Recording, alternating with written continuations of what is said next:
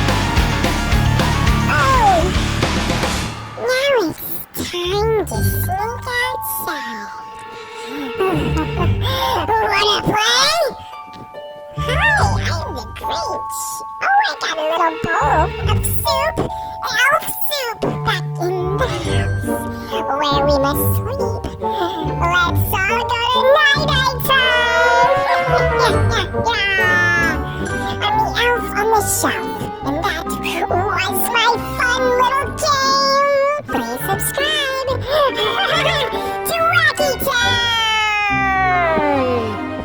Everybody hit that like button and thanks for watching.